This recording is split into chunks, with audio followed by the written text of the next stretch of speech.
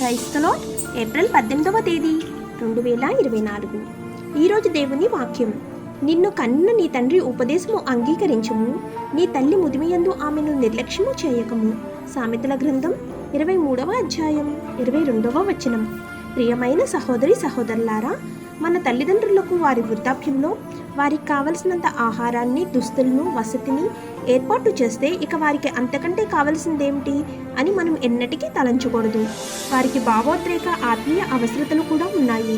వారి ఎడ్ల ప్రేమ చూపిస్తూ శ్రద్ధ వహించుట అవసరం. అనేక సార్లు వారు ఇవి కావాలి అని వారు ఎంతగానో కోరుకుంటారు.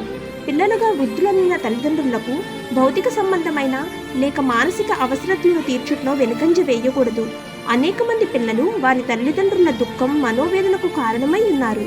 అయితే మనము మన తల్లిదండ్రుల స్థానానికి గౌరవం ఇచ్చి వారి హెచ్చరికలను వింటే, మనము వారి ఎడల నిజమైన ప్రేమను, కృతజ్ఞతను వెలిబుచ్చితే మనము వారి హృదయాలకెంతో ఆనందాన్ని ఇవ్వగలం.